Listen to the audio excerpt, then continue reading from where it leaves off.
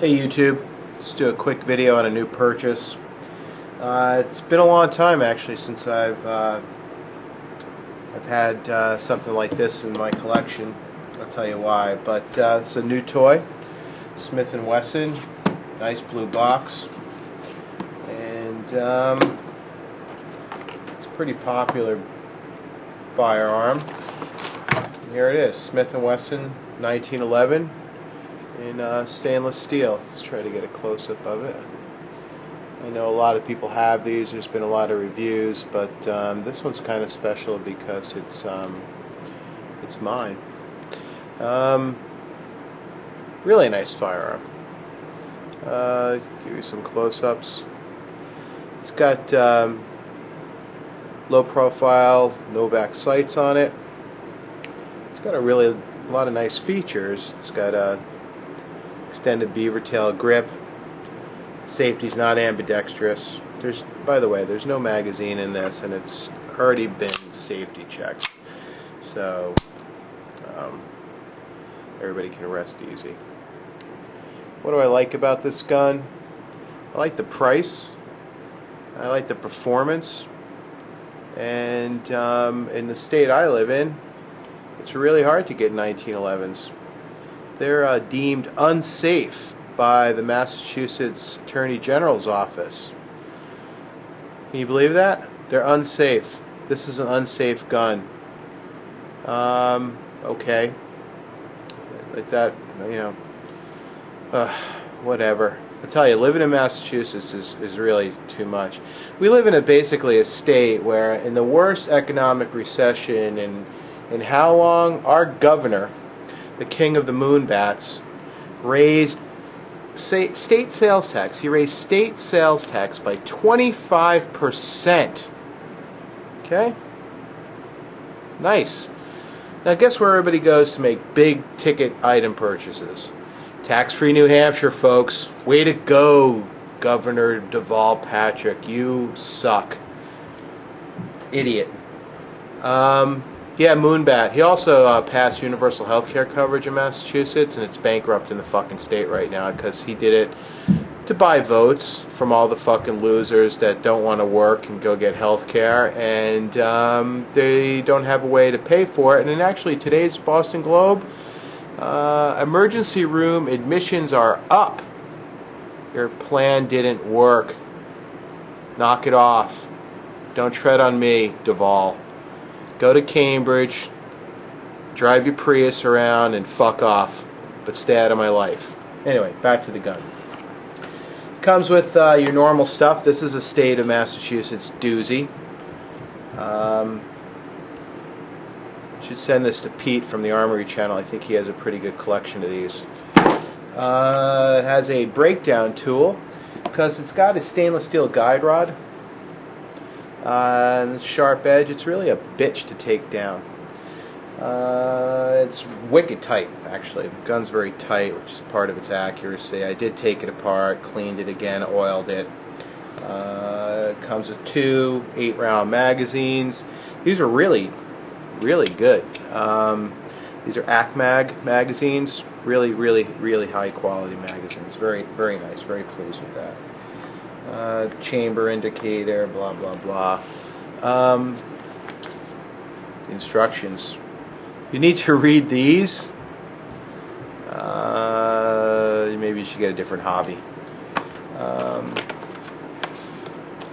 It's got a fired casing. Comes with it. That's awesome. And I think that's it for the toys.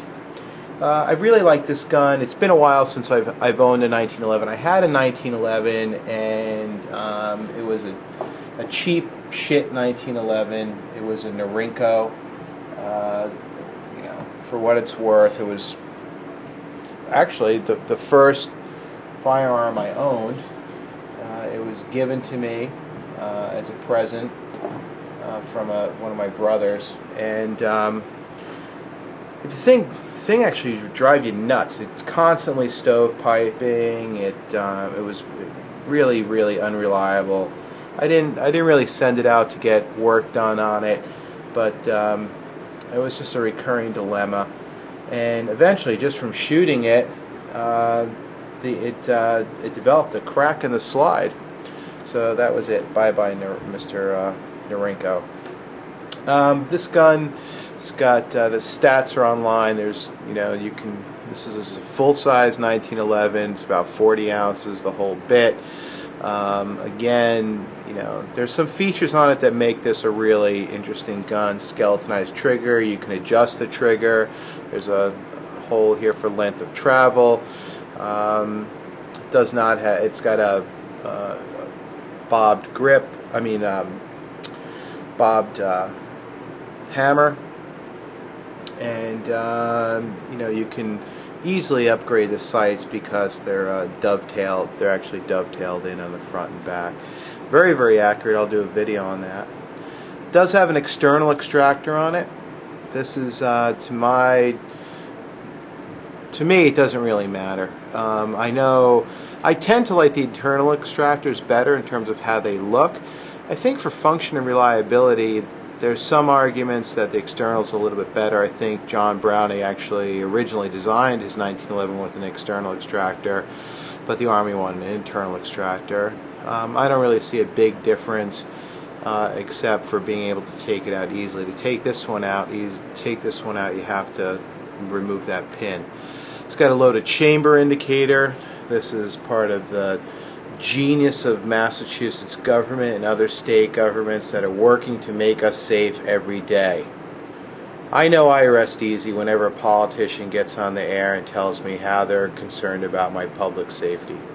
I really feel good, especially by the Boston politicians. A lot of them get busted for extorting people, sticking money in their bra while on videotape by the FBI, or just being professional extortionists. So it's good to see that they can be professional extortionists and concerned about your safety all at the same time. Whew, man, I don't know. That makes me feel special. So what am I going to do to this gun? I think over the next few months, I think I'm going to use this as a platform to get started on making some customizations to it, and we'll see how it goes from there. I got it for a really good price from a local gun shop. I'm not going to give you the price, but it was really good. And I did compare it to a Kimber that was in the shop, although the Kimber was used. And I think for, almost twice the amount, I really couldn't justify the Kimber, although I've always kind of wanted one. Alright, so to carry it for right now, I got a DeSantis thumb brake scabbard. It's outside the belt holster. Seems really nice. This was kind of part of the deal for the gun. I basically got this thing for cost. Firearm fits in here really nice. Seems like it's pretty well made. You can actually carry it with in condition 0. No big deal. It's all set. So condition 0 carries no problem. You break it open, you can draw the firearm and then fire. So I have to say a few things. I'm not sure if this is going to be a long-term solution. I like to look at a Milt Sparks, Mitch Rosen, or a Del Fatti holster. But it's like a year or longer waiting list, and they're hugely expensive. So we'll see how this goes. I have to say some things about the 1911 that I really missed. I'm a Glock fan. I love Glocks. I like the Beretta 92, but I'll tell you one thing the 1911 has is the trigger is just absolutely sweet on it, and it's got that particular feel that you really just can't forget. And I think it's a great firearm platform, as everybody knows, and I'm looking forward to enjoying it and keeping you up to date on it. Thanks for watching. Take care.